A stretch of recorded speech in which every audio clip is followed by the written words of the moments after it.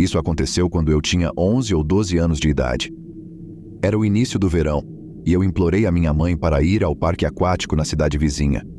Como ela não podia dirigir, pediu a uma amiga que me deixasse e me pegasse de volta depois. Eu nadava bem, e já tinha ido sozinho algumas vezes. Minha mãe havia me dado o dinheiro para a entrada, e um pouco mais para comprar uma bebida e um lanche nas máquinas de venda automática. Cheguei e me troquei, colocando minha bolsa em um armário e prendendo a chave no tornozelo. Mal podia esperar para entrar nos escorregadores. Não havia muitas pessoas no local, pois era início da noite por volta das 6 da tarde, então entrei em todos os toboáguas com relativa rapidez. Meu favorito foi o escorregador River Rapid. Nesse escorregador, você deslizava por pequenas seções do escorregador, espirrando em pequenas piscinas no meio. Era preciso usar uma boia de borracha, mas a maioria das crianças e alguns adultos não se incomodavam. De qualquer forma, ninguém trabalhava nos escorregadores, então era um pouco livre para todos. Desci pelo escorregador River Rapid pela 4ª ou 5ª vez e caí na primeira piscina. Fiquei um pouco na água antes de sair para a próxima seção do escorregador. Eu estava completamente sozinho no escorregador, pelo menos foi o que pensei. A próxima piscina depois dessa seção do escorregador era uma seção escura e fechada. Às vezes, eu gostava de sentar ali e relaxar antes de terminar o passeio. No entanto, dessa vez, alguém já estava lá dentro. Uma mulher mais avantajada, na faixa dos 30 ou 40 anos, estava deitada de bruços com os pés sobre a última seção do escorregador. Sua cabeça espreitava acima da água. Ela estava gargalhando alto, uma gargalhada histérica e gutural. Ela me olhou nos olhos e se empurrou para baixo na última seção do escorregador, ainda rindo enquanto ecoava nas paredes do escorregador. Fiquei completamente assustado e esperei 5 minutos antes de descer o escorregador para não encontrá-la na parte inferior. Presumindo que fosse uma coincidência estranha e aleatória, voltei direto para o escorregador. Novamente, não havia mais ninguém por perto. Desci a primeira seção normalmente, antes de deslizar apreensivo pela segunda seção até a piscina escura da caverna, e ouvi novamente aquela risada assustadora, genuína e histérica. Lá estava ela, a mesma mulher de antes, sorrindo e rindo enquanto olhava diretamente para mim. Ela se jogou novamente no escorregador, deixando-me sozinho. Decidi que não voltaria a andar no escorregador River Rapid naquela visita. Ela me deixou petrificado. Decidi ir ao buraco negro em seguida. Era um escorregador para uma pessoa. Você deve esperar a luz ficar verde antes de deslizar, então achei que não haveria problema. Eu disse, achei. Eu me joguei no abismo negro do passeio de tubo. No entanto, ouvi um segundo baque atrás de mim. Virei-me, e na escuridão, meus piores temores se concretizaram. Vi a figura sombria de uma mulher de meia-idade acima do peso me seguindo pelo escorregador. E mais uma vez, ela começou a rir alto e forte. O tipo de risada em que você mal consegue parar para respirar, como se você tivesse visto o programa ou o meme mais engraçado que pudesse imaginar. Nunca fiquei tão apavorado em minha vida. Entrei em pânico, batendo as mãos no chão do escorregador e empurrando para tentar ir mais rápido. Funcionou um pouco, mas ela nunca estava muito atrás, soltando gargalhadas.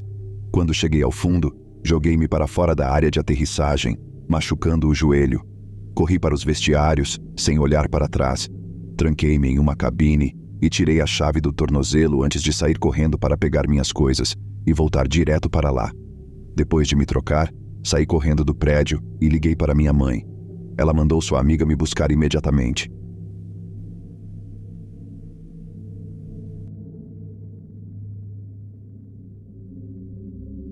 Eu cresci no topo dessa montanha que estava praticamente abandonada desde os anos 60, quando uma antiga estação de esqui pegou fogo. Havia 2 outros residentes em tempo integral no topo da montanha onde morávamos. O restante das casas ficava vazio na maior parte do tempo, ou era abandonado. A história dessa montanha é muito antiga.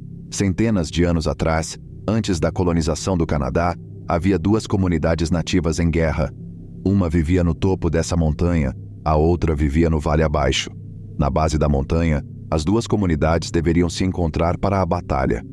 Durante a descida, a tribo do vale se esgueirou por trás da tribo da montanha e massacrou todas as suas mulheres e crianças. Quando a tribo da montanha voltou para casa, aparentemente também foi massacrada. Em toda a encosta da montanha, crescem esses morangos silvestres e disse que eles crescem do sangue derramado da tribo da montanha. Muitas pessoas morreram nessa montanha. Quando eu estava crescendo, havia centenas de cruzes antigas espalhadas pelas voltas e reviravoltas da montanha. Mais tarde, meu pai se tornou uma dessas cruzes. Em um pequeno prado cercado de árvores, havia um pequeno chalé, sem entrada para carros e com apenas um caminho coberto de vegetação que levava até ele. Se você olhasse para dentro, o café da manhã ainda estava preparado, aveia e ovos, intocados há anos. O homem que morava lá era supostamente um fugitivo que desapareceu nas montanhas quando a polícia chegou e o encontrou um dia. Tínhamos uns vizinhos esquisitos que vinham da cidade 2 finais de semana por mês com a filha deles, que tinha a minha idade. Eles traziam amigos, ficavam chapados, bêbados e nus, e faziam festas no quintal ou na floresta. Havia uma sensação estranha que se tinha quando se estava nessa montanha, que foi apropriadamente chamada de proibida.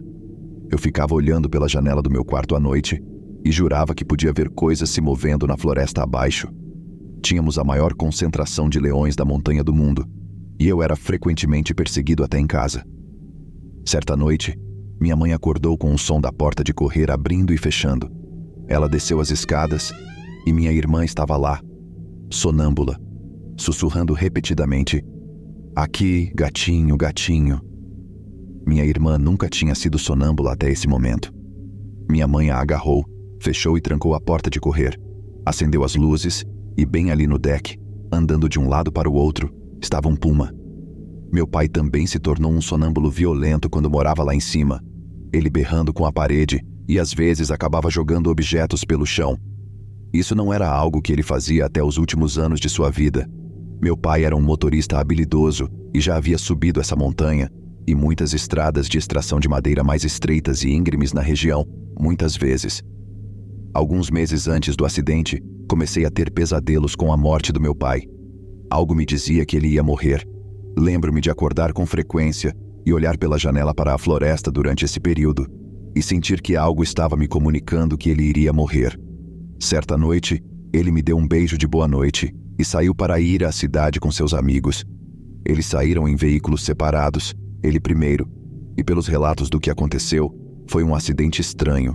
Eles estavam dirigindo abaixo do limite de velocidade, em um trecho reto, perto de um penhasco, canto, quando o caminhão do meu pai de repente perdeu a tração e começou a derrapar lateralmente em direção ao penhasco. Meu pai abriu a porta do caminhão e pulou para fora. De repente, o caminhão virou para o outro lado e caiu sobre ele no chão. Algo que fisicamente não deveria ter sido possível. Quase todos os ossos de seu corpo foram esmagados. Ele sobreviveu por 8 dias no hospital, depois de ser transportado de avião. No dia em que ele morreu, eu soube novamente. Eu sabia que ele estava morto e tinha a sensação de que algo estava me comunicando isso. Não precisei que me dissessem. Eu tinha tanta certeza desse sentimento que caí no chão no segundo em que tive essa sensação e comecei a gritar: "Ele está morto, não está?" Eu tinha 8 anos e nunca havia experimentado a morte antes. Há muito mais coisas que aconteceram lá em cima, com muitas pessoas diferentes ao longo dos anos. É conhecido localmente como um lugar assombrado e estranho. Nada de bom acontece lá. As pessoas fazem coisas estranhas e malucas, cometem crimes hediondos, morrem ou simplesmente perdem a cabeça. Mudamos quando eu tinha 9 anos e nunca mais tive essa sensação em nenhum outro lugar. Aquela sensação de algo sinistro ao seu redor. Desde então, só fui até lá algumas vezes e, toda vez que vou, essa sensação volta.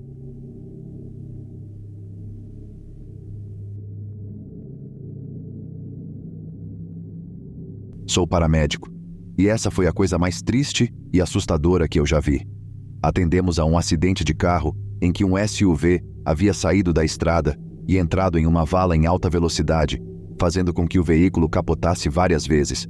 Havia uma família de 4 pessoas no carro, e o pai, motorista, estava sem cinto de segurança e foi ejetado pelo para-brisa após o que o veículo caiu sobre ele antes de continuar a capotar. Presumimos isso devido à sua localização e ferimentos. Ele estava morto no local quando chegamos. A mãe estava no banco do passageiro e tinha cinto de segurança, mas o cinto de alguma forma não funcionou, achamos, e ela foi jogada para a frente o suficiente, ou o protetor de vento foi empurrado para trás o suficiente. para que sua cabeça batesse no para-brisa e fizesse um buraco nele. Ela estava viva quando chegamos, mas por pouco. O veículo estava muito danificado e não conseguimos retirá-la rapidamente. Tivemos que aplicar um código de trauma nela enquanto ela ainda estava no banco. Intubação, linhas intravenosas, etc. Quando a equipe de resgate conseguiu acessar o veículo para removê-la, ela já estava sem pulso há quase 10 minutos. A segunda unidade que chegou continuou a reanimação durante o transporte para o pronto-socorro, mas ela foi declarada morta pouco depois de chegar ao hospital. No banco de trás, havia 2 crianças. Lembro-me de que havia uma menina de cerca de 12 anos de idade e um menino de aproximadamente 8. Ambos estavam devidamente imobilizados e, além de arranhões e hematomas evidentes, nenhum deles parecia estar gravemente ferido. Seus sinais vitais estavam em bom estado e, além do choque, eles pareciam ter níveis adequados de consciência. Devido à dificuldade de entrar no veículo, eles ficaram presos, mas puderam ver todos os nossos esforços para ressuscitar a mãe. Devido à condição dela em comparação com a deles, o principal esforço de desencarceramento foi retirar a mãe primeiro. As crianças foram retiradas em segurança um pouco depois de ela ter sido removida e transportada. Elas foram levadas para o mesmo pronto-socorro que a mãe. Transportamos a menina em nossa ambulância. De volta ao pronto-socorro, as 2 crianças foram examinadas minuciosamente pelos médicos e pela radiologia para verificar se havia alguma lesão interna ou algo que pudéssemos ter deixado passar. Nenhuma delas apresentava nada significativo. O que mais me marcou foi o que vi e aprendi quando estávamos reabastecendo nossa unidade para voltar à estrada. Um dos policiais nos informou que a família era de fora da cidade, várias horas de distância, e estava de férias. A família mais próxima não poderia ir até lá para ficar com as crianças por pelo menos 2 horas. Logo depois de saber disso, eu estava saindo do pronto-socorro e olhei para o quarto onde as crianças tinham sido colocadas depois da viagem para a radiologia. As 2 estavam na mesma cama e a menina estava com os braços abraçados ao irmãozinho. Ambos tinham olhares distantes. Não sei se ou como alguém lhes contou sobre seus pais, mas pela expressão de seus rostos dava para perceber que eles sabiam. Nunca me esquecerei daquele dia. Sempre me pergunto como essas crianças se saíram e como deve ter sido difícil para elas.